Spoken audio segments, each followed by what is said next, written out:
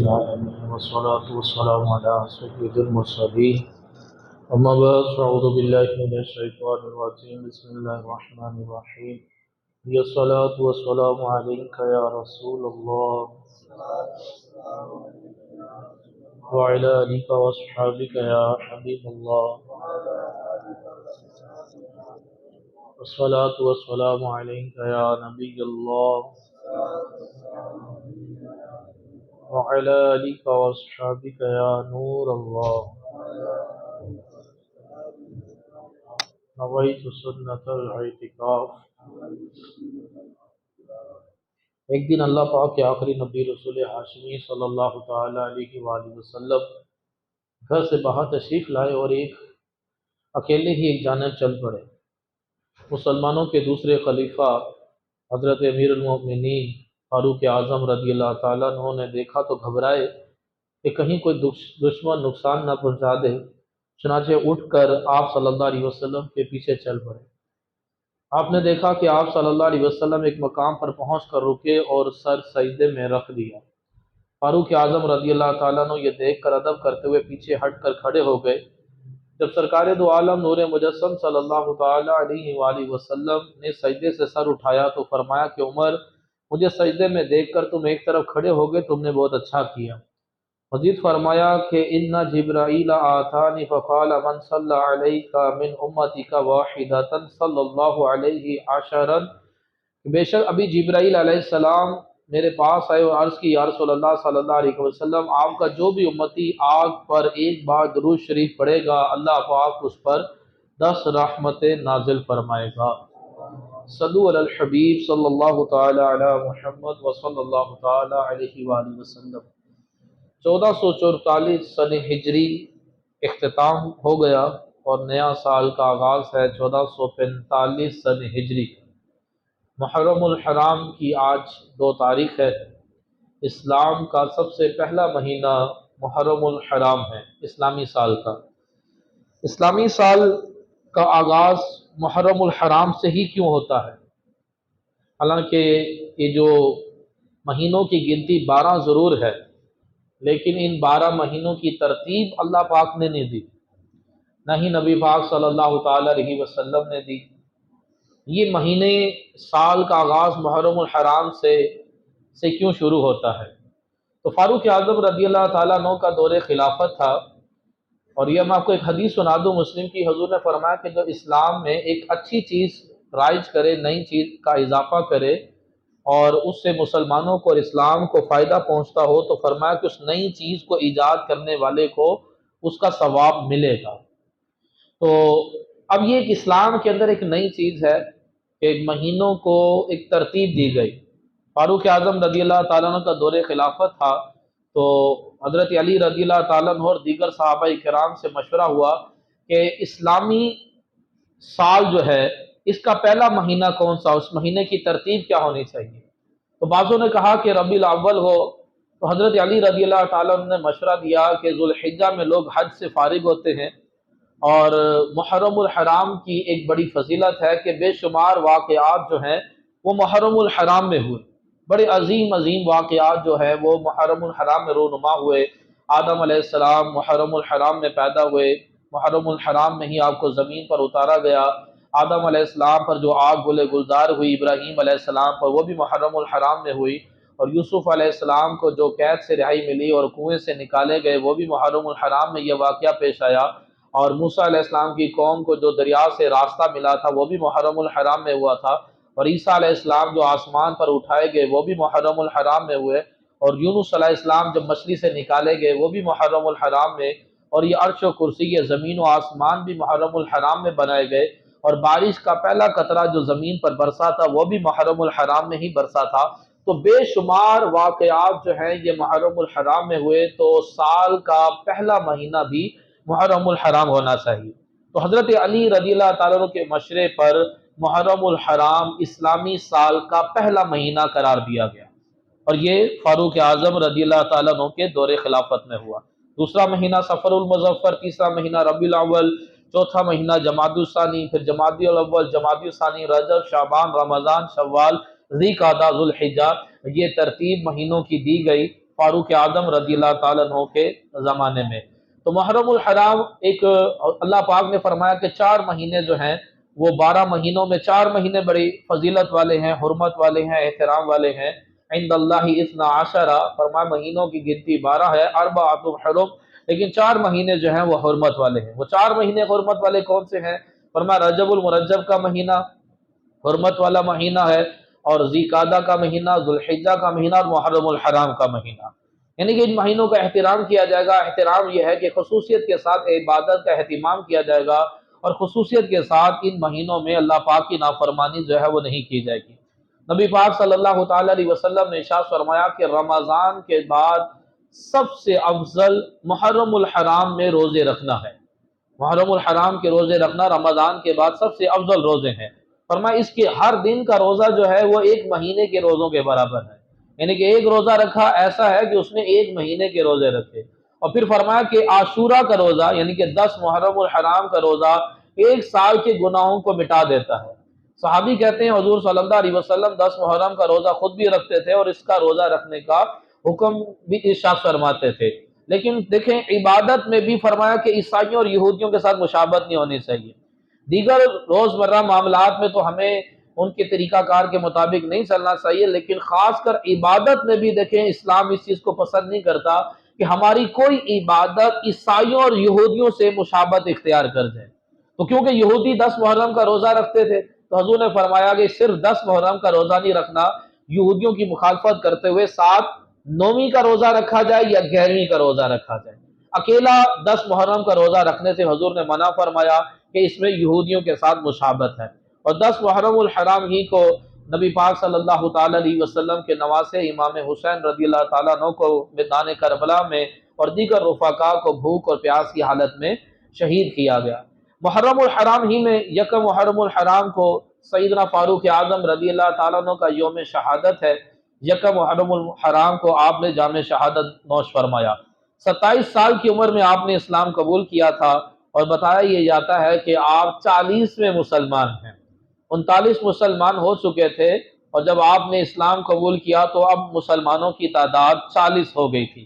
تو 27 سال کی عمر میں آپ نے اسلام قبول کیا تھا، اور 63 سال کی عمر میں آپ نے مدینہ منورہ میں فجر کی نماز کے دوران ابو لولو مجوسی تھا، اس نے زہر آلود خنجر سے آپ پر حملہ کیا عین نماز کی حالت میں۔ پہلے سے محراب میں چھپا ہوا تھا، تو آپ زخموں کی تاب نہ لاتے ہوئے زمین پر تشریف لے آئے، اور 1 محرم الحرام کو آپ نے جام شہادت نوش کی۔ آپ کا نام عمر، اور آسمانوں میں آپ کا نام فاروق، اور انجیل میں آپ کا نام کافی ہے، اور توریت میں آپ کا نام منطق الحق یعنی کہ حق کو بیان کرنے والا، اور جنت میں آپ کا نام سراج، چراغ، روشنی۔ جنت میں آپ کا نام جو ہے وہ سراج ہے۔ فاروق اعظم رضی اللہ تعالیٰ عنہ وہ جلیل القدر صحابی ہیں کہ نبی پاک صلی اللہ تعالیٰ علیہ وسلم نے ان کو اپنا وزیر بھی کہا، اور ان کو جنتی بھی کہا، اور یہ بھی کہا کہ اللہ پاک نے عمر کی زبان پر حق کو جاری کر دیا، اور یہ بھی کہا کہ اگر میرے بعد کوئی نبی ہے، اگر ہوتا میرے بعد اگر کوئی نبی ہوتا ہے تو نہیں، اگر کوئی نبی ہوتا تو وہ عمر ہوتا۔ تو ان کے اتنے زیادہ احادیث میں ان کے فضائل و برکات ہیں، اور ان کی محبت کو ایمان کا حصہ قرار دیا گیا۔ نبی پاک صلی اللہ تعالیٰ علیہ وسلم نے ارشاد فرمایا ابو بکر، عمر، عثمان اور علی کی محبت، یہ چاروں کی محبت منافق کے دل میں جمع نہیں ہو سکتی۔ مومن ہونے کی ایک علامت بتا دی گی، بڑی آسان سی علامت۔ بندہ اگر اپنے آپ کو بھی چیک کرنا چاہے کہ میں مومن ہوں کہ نہیں ہوں، تو وہ اس کی علامت کیا ہے کہ چاروں صحابہ کی محبت دل میں ہو۔ کسی ایک صحابی کی محبت دل میں نہ ہو تو یہ مومن ہونے کی علامت نہیں ہے، یہ منافقت کی علامت ہے۔ اور آپ کی محبت کی کیا برکات ہیں، اس سے دنیا اور آخرت میں کیا برکتیں ملتی ہیں۔ حضرت یحییٰ بن اسماعیل یہ فرماتے ہیں کہ میری ایک بہن تھی جن کا ذہنی توازن خراب تھا، بیمار تھی تو وہ گھر کے اوپری منزل کے ایک کمرے میں رہا کرتی تھی۔ 10 سال انہیں اسی بیماری میں گزر گئے۔ کہتے ہیں کہ ایک مرتبہ میں ایک رات یوں ہوا کہ اپنے کمرے میں سو رہا تھا تو اچانک کسی نے دروازے پر دستک دی۔ میں نے پوچھا کون؟ تو دروازہ کھٹکھٹانے والی ایک عورت تھی۔ جب اس نے اپنا نام بتایا تو میں نے چونک کر پوچھا کہ میری بہن؟ جواب آیا کہ ہاں میں ہی تمہاری بہن ہوں۔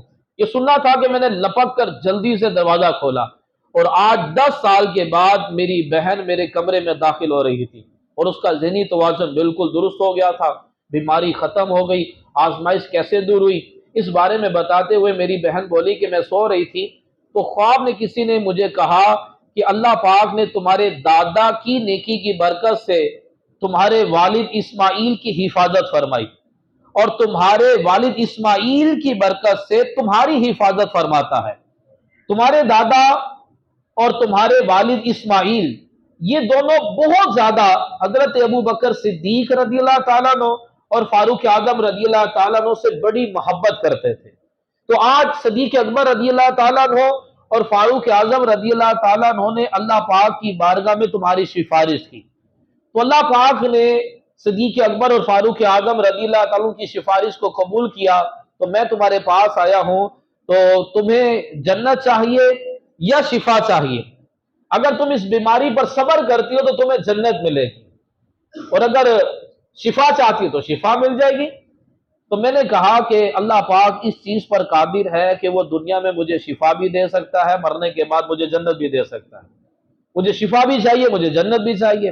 تو کہا کہ اللہ پاک کے فضل و کرم سے تمہیں شفا بھی دی جاتی ہے اور تمہیں جنت بھی عطا کی جاتی ہے۔ تو یوں فاروق اعظم اور صدیق اکبر رضی اللہ تعالیٰ عنہ جو میرے دادا اور میرے والد ان سے جو محبت کرتے تھے، اس کی برکت سے اللہ پاک نے مجھے جنت کی بشارت بھی دی اور مجھے شفا بھی عطا فرما دی۔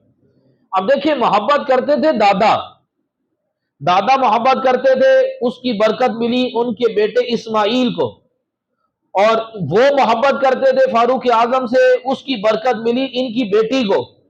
دیکھیں، دادا اور والد کی نیکی کی برکتیں اولاد کو مل رہی ہیں، اور وہ نیکی کیا تھی؟ ابو بکر اور عمر سے محبت، ان سے محبت کرنا۔ کہا گیا کہ تمہارے دادا تمہارے والد صدیق اکبر اور فاروق اعظم سے محبت کرتے تھے، اس بنا پر تمہیں شفا دی جا رہی ہے۔ تو محبت والد اور دادا کرتے تھے، اس کی برکتیں آگے اولاد کو بھی ملی۔ تو دیکھیں، صحابہ کرام علیہ رضوان سے محبت، یہ اس کی برکتیں دنیا میں بھی ملتی ہیں کہ بندہ بڑی بڑی بیماریوں سے، آفات و بلاؤں سے بچ جاتا ہے، اور قبر و حشر کے عذابات سے بھی بچ جاتا ہے۔ تو فاروق اعظم رضی اللہ تعالیٰ عنہ کے حوالے سے بے شمار احادیث مبارکہ ہیں، روایات ہیں۔ حضرت عبداللہ بن عباس رضی اللہ عنہ فرماتے ہیں کہ ایک روز حضور صلی اللہ علیہ وسلم کسی بات پر فکر مند تھے، تو حضور صلی اللہ علیہ وسلم کو بڑا فکر مند دیکھ کر فاروق اعظم رضی اللہ تعالیٰ نے عرض کی، یا رسول اللہ صلی اللہ علیہ وسلم، آپ کیوں فکر مند ہوتے ہیں، کیوں پریشان ہوتے ہیں؟ اللہ آپ کے ساتھ ہے، اور جبرائیل آپ کے ساتھ ہیں، میکائیل آپ کے ساتھ ہیں، ابو بکر آپ کے ساتھ ہیں، میں بھی حاضر خدمت ہوں، سارے مسلمان آپ کے ساتھ ہیں، تو آپ کیوں فکر مند ہوتے ہیں؟ تو یہ جو فاروق اعظم کے جو جملے تھے، اللہ تبارک و تعالیٰ نے پارہ 28 سورہ تحریم کی آیت نمبر 4 نازل فرما دی، فرمایا کہ فَإِنَّ اللَّهَ هُوَ مَوْلَاهُ وَجِبْرِيلُ وَصَالِحُ الْمُؤْمِنِينَ، کہ بے شک تمہارے مددگار اللہ ہے۔ حضور کو فرمایا بے شک تمہارا مددگار اللہ ہے، جبرائیل ہے، میکائیل ہے، وَصَالِحُ الْمُؤْمِنِينَ، اور مومن صالح مومن ہے۔ اس کی تفسیر میں لکھا وَصَالِحُ الْمُؤْمِنِينَ سے مراد ابو بکر اور عمر ہے، یعنی کہ جو جملے صدیق اکبر نے کہے اور فاروق اعظم نے کہے، اللہ پاک نے اسی طرح کی آیت کریمہ کو نازل کر دیا۔ جب وہ سورہ حجرات میں آیت نازل ہوئی کہ اپنی آوازیں جو ہیں وہ نبی کی آواز سے بلند نہیں کرنی، یہ یاد رکھیے گا کہ حضور صلی اللہ علیہ وسلم کی بارگاہ کے آداب اللہ پاک نے بیان کیے، ان آداب میں سے یہ ہے کہ آواز حضور کی آواز سے بلند نہیں ہونی چاہیے۔ جب بھی اللہ پاک مدینہ منورہ کی حاضری نصیب فرمائے تو بڑی احتیاط کے ساتھ مسجد نبوی شریف میں آواز نہیں نکلنی چاہیے، کسی قسم کی آواز بلند نہیں ہونی چاہیے۔ یہاں تک بھی علماء کرام نے کہا کہ نعرہ تکبیر، نعرہ رسالت، یہ اونچی اونچی آواز سے نعرے بھی وہاں لگانے کی اجازت نہیں ہے، کہ آواز حضور کی آواز سے بلند نہیں ہونی چاہیے۔ تو جب یہ آیت کریمہ نازل ہوئی تو صدیق اکبر رضی اللہ تعالیٰ عنہ اور فاروق اعظم رضی اللہ تعالیٰ عنہ بہت ہی آہستہ، دھیمی آواز میں مسجد نبوی شریف میں گفتگو کیا کرتے تھے، بات کیا کرتے تھے۔ تو اللہ تبارک و تعالیٰ نے آیت کریمہ نازل کی، فرمایا کہ ان الذین یغضون اصواتهم عند رسول اللہ اولئک الذین امتحن اللہ قلوبهم للتقوی لهم مغفرات واجر عظیم۔ فرمایا بے شک وہ لوگ جو اللہ کے رسول کے پاس اپنی آوازیں نیچی رکھتے ہیں، یہی وہ لوگ ہیں جن کے دلوں کو اللہ نے پرہیزگاری کے لیے پرکھ لیا، ان کے لیے بخشش اور بڑا ثواب ہے۔ اس کی تفسیر میں لکھا ہے کہ یہ آیت کریمہ صدیق اکبر اور فاروق اعظم رضی اللہ تعالیٰ عنہ کے حق میں نازل ہوئی، اور یہ آیت واضح طور پر کہہ رہی ہے کہ لہم مغفرات، ان کے لیے بخشش بھی ہے، وہ اجر عظیم، اور انہیں اجر عظیم بھی ہے۔ اس آیت سے ثابت ہو رہا ہے کہ صدیق اکبر اور فاروق اعظم رضی اللہ تعالیٰ عنہما قطعی جنتی ہیں۔ حضور نے تو ان کو جنت کا مجدہ سنایا ہی سنایا، اللہ پاک نے بھی آیت کریمہ نازل کر ان کو جنتی قرار دیا کہ یہ جو اپنی آوازیں بالکل کم رکھتے ہیں، اللہ تعالیٰ نے پرکھ لیا کہ ان کے دل میں بڑا تقوی ہے، پرہیزگاری ہے، اور ان کے لیے مغفرت بھی ہے، اور ان کے لیے بڑا اجر عظیم بھی ہے۔ تو وہ 10 جن کو جنت کا مجدہ ملا، اس مبارک جماعت پر لاکھوں سلام۔ حضرت علی رضی اللہ تعالیٰ عنہ کی فاروق اعظم رضی اللہ تعالیٰ عنہ سے محبت کیسی تھی؟ حضرت علی رضی اللہ تعالیٰ عنہ سے پوچھا گیا آپ کی تمنا کیا ہے، آپ کی خواہش کیا ہے؟ آپ فرماتے ہیں کہ میری تمنا، میری خواہش یہ ہے کہ میدان معاشر میں اللہ پاک کے پاس نامہ اعمال وہ لے کر جاؤں جو عمر کا نامہ اعمال ہے، ایسا نامہ اعمال ہو میرے پاس جیسا نام اعمال عمر کے پاس ہے۔ حضرت علی رضی اللہ تعالیٰ عنہ خود بڑے مقام و مرتبے والے ہیں۔ حضرت علی رضی اللہ تعالیٰ عنہ فاطمہ کے شوہر ہیں، حسن حسین کے والد ہیں، حضور کے داماد ہیں، خود بڑے مقام و مرتبے والے اور بڑے متقی پرہیزگار ہیں، جن کو حضور نے فرمایا جس کا میں مولا اس کا علی مولا۔ وہ مولا علی کہہ رہے ہیں کہ میری یہ خواہش ہے کہ میرے پاس ایسا نامہ اعمال ہو جیسا عمر والا نامہ اعمال ہے۔ حضرت علی کی فاروق اعظم رضی اللہ تعالیٰ سے محبت دیکھیں کیسی۔ امام حسین رضی اللہ تعالیٰ عنہ کی زندگی کے صرف 3 دن بیان کیے جاتے ہیں، جو کربلا میں آپ نے 3 دن گزارے صرف وہی بیان کیے جاتے ہیں۔ اور کربلا میں جب آپ شہید ہوئے تھے تو آپ کی عمر 55 سال تھی۔ جو 55 سال آپ کے مدینہ منورہ میں گزرے ہیں وہ کیوں نہیں بیان کیے جاتے؟ وہ 55 سال جو آپ کے مدینے میں گزرے ہیں، وہ کبھی امام حسین امام حسن صدیق اکبر کی گود میں نظر آتے ہیں، تو کبھی ابو ہریرہ رضی اللہ تعالیٰ عنہ اپنی چادر سے ان کے قدم صاف کر رہے ہوتے ہیں، تو کبھی کوئی صحابی ان کو اپنے کندھوں پہ بٹھا کر انہیں سواری کروا رہا ہوتا ہے، تو کبھی جو ہے بلال حبشی رضی اللہ تعالیٰ عنہ دونوں شہزادوں کی فرمائش پر آذان دے رہے ہوتے ہیں، تو کبھی یہ دونوں شہزادے عثمان غنی رضی اللہ تعالیٰ عنہ کی حفاظت کے لیے ننگی تلوار پکڑ کر ان کے دروازے کے باہر کھڑے ہو جاتے ہیں، تو کبھی فاروق اعظم رضی اللہ تعالیٰ عنہ سے محبت کا اظہار کر رہے ہوتے ہیں۔ یہ 55 سال مدینہ منورہ کے وہ نہیں بیان کی جاتے کیونکہ اس کے اندر صحابہ کرام کی محبتیں اور عقیدتیں جو شامل ہیں، اس لیے وہ بیان نہیں کیے جاتے۔ فاروق اعظم رضی اللہ تعالیٰ عنہ کو امام حسن امام حسین سے کیسی محبت تھی؟ ایک مرتبہ فاروق اعظم رضی اللہ تعالیٰ نے امام حسن سے کہا کہ آپ ہمارے گھر میں بھی تشریف لائے، تو انہوں نے بتایا کہ میں فلاں وقت میں آپ کے گھر آؤں گا۔ تو امام حسن وقت مقررہ پر فاروق اعظم کے گھر آئے تو دیکھا کہ دروازے پر آپ کے بیٹے حضرت عبداللہ رضی اللہ تعالیٰ عنہ آپ کا انتظار کر رہے ہیں، کیونکہ اندر آپ کی اور حضرت امیر معاویہ رضی اللہ تعالیٰ عنہ کی میٹنگ چل رہی تھی۔ تو امام حسن واپس پلٹ گئے کہ جب بیٹا باہر کھڑا ہے تو میں کیوں اندر جاؤں، بیٹا بھی انتظار میں ہے، تو آپ واپس چلے گئے۔ آپ کے بیٹے عبداللہ نے بتایا کہ اس طرح امام حسن آئے تھے، واپس پلٹ گئے۔ فاروق اعظم رضی اللہ تعالیٰ عنہ فوراً امام حسن کے پاس پہنچے، کہا کہ آپ آئے تھے تو اندر کیوں نہیں تشریف لائے؟ امام حسن نے کہا کیونکہ آپ کا بیٹا دروازے پر کھڑا تھا تو میں کیسے اندر آ جاتا؟ تو فاروق اعظم رضی اللہ تعالیٰ عنہ نے کہا کہ وہ بیٹا ہے، اس کا میرے پر حق ہے، میرا اس پر حق ہے، میں چاہے اس کو اجازت دوں یا نہ دوں، لیکن آپ تو ہمارے سردار ہیں، آپ کو اجازت کی ضرورت نہیں ہے، آپ کو اندر آ جانا چاہیے کہ آپ ہمارے سردار ہیں۔ پھر فاروق اعظم رضی اللہ تعالیٰ نے اپنا امامہ اتار دیا، امامہ اتار کر کہا کہ اے میرے سردار، ہمارے سر پر جو بال اگے ہوئے ہیں وہ بھی آپ کی برکت سے ہیں، وہ بھی آپ کے صدقے سے ہیں۔ امام حسن کے لیے امامہ اتار کر کہا کہ ہمارے پاس جو کچھ ہے وہ آپ کا صدقہ ہے۔ اتنی محبت۔ ایک مرتبہ یمن سے کچھ کپڑے آئے، آپ نے مدینے کے غرباء میں تقسیم کر دیے، انہوں نے سلوا کر فاروق اعظم کے پاس سامنے آئے کہ ابھی آپ کے بڑا شکریہ کہ آپ نے ہمیں کپڑے دیا، ہم نے قیمتی لباس پہنا ہوا ہے۔ اتنے میں آپ کی نظر پڑی، امام حسین امام حسن نے وہ ویسا لباس نہیں پہنا ہوا تھا، ایک سادہ سا پہنا ہوا تھا، تو آپ ناراض ہوئے کہ جب شہزادوں نے یہ لباس نہیں پہنا ہوا تو مجھے تمہارا یہ لباس پہننے کی کوئی خوشی نہیں ہے۔ کہا کہ قبلہ حضرت آپ نے ہی دیے تھے، تو آپ نے فوراً یمن کے گورنر کو خط لکھا کہ شہزادوں کے لیے اس سے قیمتی لباس کے کپڑے سلوا کر بھیجو۔ فوراً بھیجے گئے اور دونوں شہزادوں کو وہ لباس پہنایا۔ فاروق اعظم رضی اللہ عنہ نے کہا کہ ہاں اب میں خوش ہوں۔ یعنی کہ کیسی امام حسین اور امام حسن سے ان کی محبت تھی۔ نبی کریم صلی اللہ تعالی علیہ وسلم نے ارشاد فرمایا کہ دینی معاملے میں سب صحابہ سے بڑھ کر سختی کرنے والے عمر ہیں۔ اور ایک روایت میں ہے نبی پاک صلی اللہ علیہ وسلم نے ارشاد فرمایا کہ اللہ پاک کے احکام کے معاملے میں میرا سب سے پختہ امتی عمر ہے۔ اللہ پاک کے احکام کے معاملے میں سب سے پختہ، یعنی کہ فاروق اعظم رضی اللہ تعالیٰ عنہ کو کہا جاتا ہے لوہے کا سینگ والا۔ یہ انجیل کے اندر لکھا ہوا ہے کہ عمر لوہے کا سینگ والا۔ تو فاروق اعظم نے کہا کہ اس کا کیا مطلب ہے؟ تو اس عیسائی پادری نے کہا کہ اس کا مطلب یہ ہے کہ آپ اللہ پاک کے احکام کو نافذ کرنے میں بڑے سخت ہیں، اللہ پاک کے احکام کو نافذ کرنے میں بڑے سخت ہیں۔ فاروق اعظم رضی اللہ تعالیٰ عنہ فرماتے ہیں کہ مجھے 4 چیزوں میں بڑا مزہ آتا ہے، 4 چیزیں میری پسندیدہ ہیں، 4 چیزوں میں مجھے بڑا مزہ آتا ہے۔ نمبر 1، اللہ پاک کے فرائض کو ادا کرنے، جو فرائض ہیں، نمازیں ہیں، روزہ ہے، حج زکات، جو بھی فرائض ہیں، ان فرائض کو ادا کرنے میں مجھے بڑا مزہ آتا ہے۔ نمبر 2، اللہ پاک کی حرام کردہ چیزوں سے بچنے میں بڑا مزہ آتا ہے۔ دیکھیے ہم صرف جو ہے وہ نعرے اور محفلیں اور لنگر کھانے تک ہم نے صحابہ اور اہل بیت سے محبت اور عقیدتیں رکھی ہیں، لیکن عملی میدان پر ہم نظر نہیں آتے۔ کیا ہمیں فرائض ادا کرنے میں مزہ آتا ہے؟ کیا فرائض کے معاملے میں ہم اپنی ذات پر سختی کرتے ہیں فرائض کو ادا کرنے میں؟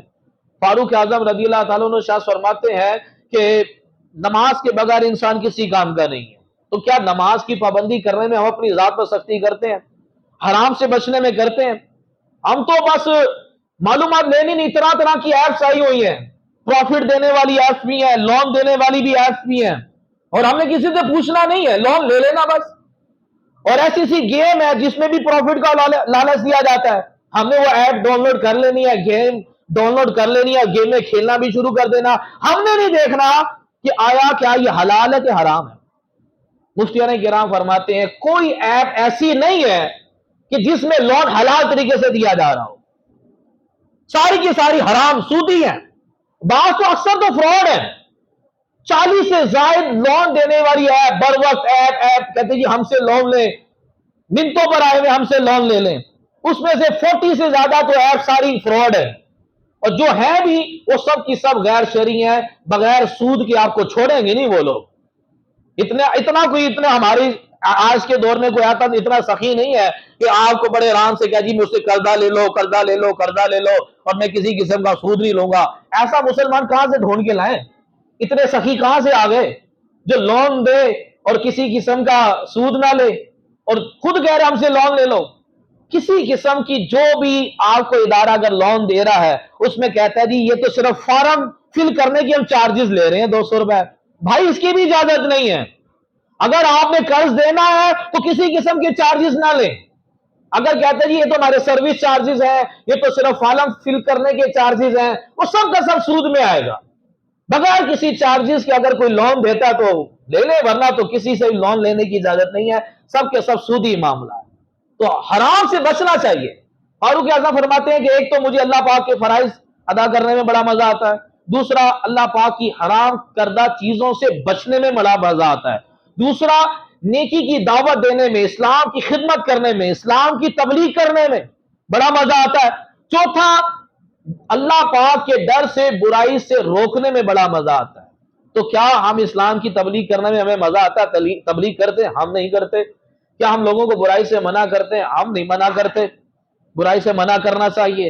تو یہ فاروق اعظم رضی اللہ تعالیٰ عنہ کی پسندیدہ 4 عبادات ہیں، تو ہمیں بھی اس کو اپنانا چاہیے کہ ہم نیکی کی دعوت دیں اور برائی سے منع کریں اور اسلام کو پھیلائیں۔ فاروق اعظم رضی اللہ تعالیٰ عنہ کی قرآن سے کیسی محبت تھی، بارہا قرآن پڑھتے ہوئے آپ کی ہچکیاں بن جاتی تھی، اور بسا کا کہیں کسی آیت میں کوئی جہنم کا تذکرہ آ جاتا تھا تو آپ کی سانس اکھڑنا شروع ہو جاتی تھی۔ ہم کہیں گے یار کوئی لطیفہ سناؤ، کوئی سٹوری سناؤ، کوئی کہانی سناؤ، کوئی کرکٹ کی بات بتاؤ، کوئی سیاست کی بتاؤ، کیا چل رہا ہے یار۔ لیکن فاروق اعظم رضی اللہ تعالیٰ عنہ کعب الاحبار سے کہتے ہیں تو مجھے کوئی ڈرنے والی بات بتاؤ، کوئی جہنم کی بات بتاؤ۔ تو فاروق اعظم رضی اللہ تعالیٰ عنہ جہنم کی باتیں سنتے تھے، ڈرنے والی باتیں سنتے تھے، ایسی باتیں ہم تو ایسے نہیں سنتے۔ ایسی باتیں سننے چاہیے، اس سے دل نرم پڑتا ہے، بندے کا دل نیکیوں کی طرف مائل ہوتا ہے، بندہ قبر و حشر کی تیاری کی طرف منتقل ہوتا ہے۔ نہیں جی ہمیں تو دوڑے سلوڑے سناؤ، ہم تو کرامتیں اور معجزے سنا دو۔ ایسے مولوی کی تقریریں پسند ہے جس میں چکنی چپڑی باتیں ہوتی ہیں، جس میں لطیفے بھی ہوں، ہنسانے والی باتیں بھی ہوں، اور اس مولوی پر پیسوں کی بچھاڑ بھی ہو رہی ہوتی ہے، اس کو لفافہ بھی بڑا وزنی دیا جاتا ہے۔ اور جو مولوی ایسا خطیب جو صرف جہنم کی باتیں اور ڈرانے کی باتیں اور فرائض و واجبات پر عمل کرنے کی بات کرے، اس کے اوپر نہ کوئی پیسے لٹائے گا، نہ اس کو کوئی تقریر کے لیے بلاتا ہے، نہ کوئی سننے کے لیے تیار ہوتا ہے۔ فاروق اعظم رضی اللہ تعالیٰ عنہ ڈرنے والی باتیں کہا کرتے تھے، کابل اخبار کو کہتے تھے کہ آپ مجھے جہنم کی باتیں، ڈرنے والی باتیں بتاؤ۔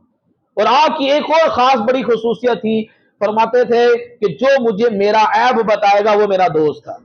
آپ بڑی خوشی سے اپنی برائی، کہ برائی آپ کے اندر ہوتی نہیں تھی، آپ اچھی بات کو قبول کرتے تھے۔ اور ایک مرتبہ آپ نے کہا کہ بھئی حق مہر کی اتنی رقم ہوگی، بس ایک خاتون کھڑی ہو گئی اور کہا کہ جب حق مہر کی رقم حضور صلی اللہ علیہ وسلم نے مقرر نہیں کی تو آپ کون ہوتے مقرر کرنے والے؟ بڑے مجمع کے اندر، اور آپ امیر المومنین ہیں۔ تو آپ نے فرمایا کہ ایک عورت نے صحیح کہا اور میں مرد خطا کھا گیا، تو حق مہر کی رقم میں مقرر نہیں کروں گا۔ یعنی کہ کم سے کم تو مقرر ہے 10 درہم، یعنی کہ 2 تولے 7.5 ماشے چاندی، یہ کم سے کم ہے، اس سے زیادہ جتنی مرضی ہو، اس سے کم نہیں ہو سکتی۔ تو آپ نے مقرر کر دی تھی، تو اس پر آپ نے رجوع کیا کہ ایک عورت صحیح ہے اور میں مرد خطا کھا گیا، حالانکہ آپ امیر المومنین ہیں، اور آپ نے پھر بھی اپنی بات سے رجوع کیا۔ تو اپنی کوئی اگر ہماری اصلاح کرے، ہمیں ایک ایسا ہونا چاہیے کہ کوئی بندہ بآسانی کہہ سکے کہ بھائی آپ سے یہ غلطی ہوئی۔ ہمیں تو کوئی کہتے ہوئے ڈر رہا ہوتا ہے کہ بھائی تم غلط بھی ہو، تو ہمیں سے کہتے ہوئے ڈرتا، کہتا بھی نہیں ہے، ان کا بھائی یہ تو پڑھ دے گا مجھے درندے کی طرح اگر میں نے کہہ دیا کہ آپ نے غلطی کی ہے۔ بھلے امام ہو، خطیب ہو، اس کو ایسا ہونا چاہیے کہ ہر بندہ بآسانی بتا سکے کہ امام صاحب آپ سے یہ غلطی ہوئی، کوئی بھی ہو۔ لیکن ہر کوئی بندہ ڈر رہا ہوتا ہے کہ مجھے تو میں تو جھاڑ پہ یا نہیں، میں تو گالاں پہ یا نہیں ہے۔ ایسا نہیں ہونا چاہیے۔ فاروق اعظم رضی اللہ تعالیٰ کی یہ خصوصیت ہے، ایسا ہونا چاہیے۔ آپ فرماتے میرا دوست وہ ہے جو میرے عیب مجھے بتائے گا، میری برائی مجھے بتائے گا۔ تو یکم محرم الحرام کو آپ فجر کی نماز میں آپ پر قاتلانہ حملہ ہوا، اور یکم محرم الحرام کو آپ نے جام شہادت نوش فرمایا۔ جب آپ زخموں کی تاب لاتے ہوئے زمین پر تشریف لے آئے تھے تو ایک صحابی نے آگے بڑھ کر نماز کو مکمل کیا۔ نماز مکمل کرنے کے بعد آپ کو گھر لے آئے، تو حکیموں نے جب آپ کو دوا دی تو آنتیں کر چکی تھیں، وہ آنتوں کے ذریعے باہر آ گئی۔ تو حکیموں نے کہا کہ امیر المومنین آپ وصیت کر لیں۔ آپ نے پوچھا نماز کا وقت ہے؟ لوگوں نے کہا ہاں ہے۔ فرمایا مجھے قبلہ رخ کر دو۔ آپ کو قبلہ رخ کر دیا کہ آپ نے نماز ادا کی، فجر کی مکمل کی، اور پھر نماز کے بعد فرمایا کہ نماز کے بغیر بھی انسان کس کام کا۔ اب یہ زندگی کی آخری سانسیں چل رہی ہیں، آپ نے نماز ادا کی، اب لوگ عیادت کے لیے آنے لگے، آپ کا کوئی رشتہ دار آیا تو اس نے آپ کی عیادت کے لیے، اس کے کپڑے کچھ زیادہ لٹکے ہوئے تھے، تو آپ نے اس کو نصیحت کی کہ کپڑے جو ہیں وہ ٹخنوں سے اوپر ہونے چاہیے۔ یعنی کہ اس وقت بھی آپ نیکی کی دعوت دے رہے ہیں، حضور کی سنت بیان کر رہے ہیں، مرتے وقت بھی آپ کا وہی معاملہ چل رہا ہے، نیکی کی دعوت دینا اور نماز کا خیال ہے۔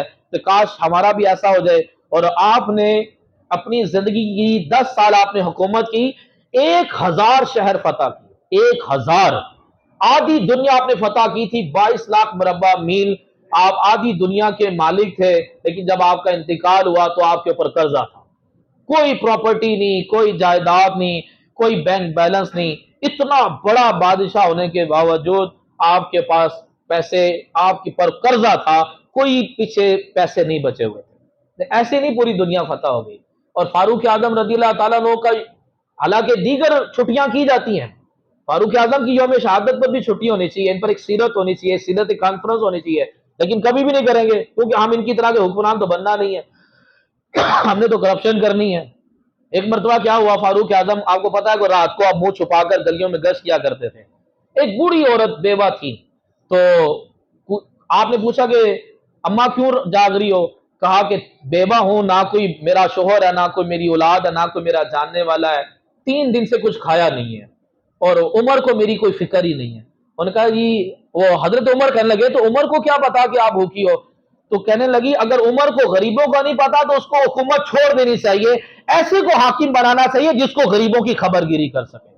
آپ فوراً گئے، آپ نے اپنے گھر سے پکا پکایا کھانا لائے اور راشن 2 مہینے کا لے کر آئے اور اماں کو کھلایا اور راشن بھی دیا، تو کہنے لگے کہ اماں اب تو آپ عمر کو معاف کر دو، تو میری خاطر عمر کو معاف کر دو۔ منہ چھپایا ہوا تھا، تو کہنے لگی نہ، میں تو عمر کو نہیں معاف کروں گی، جب میں مروں گی، جب میں قبر میں جاؤں گی، حضور تشریف لائیں گے تو میں حضور کو شکایت کروں گی کہ یا رسول اللہ، عمر کی جو آپ نے ڈیوٹی لگائی ہے عمر ڈیوٹی صحیح نہیں دے رہا۔ تو آپ کے کہتے آپ کے ساتھ جو غلام تھا وہ غلام کہنے لگا کہ فاروق اعظم ایسے روئے کہ بچہ بھی کیا بلک بلک کے روتا ہوگا، اتنا روئے آپ وہاں پر۔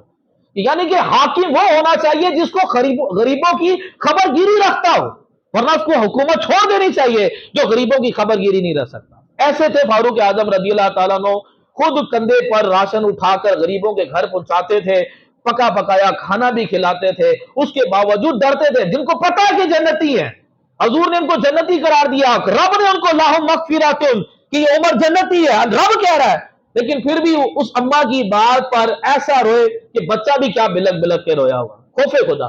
اللہ تبارک و تعالیٰ کی ان پر رحمت ہو، اللہ تعالیٰ ان کے صدقے ہمیں بھی عمل کی توفیق عطا فرمائے۔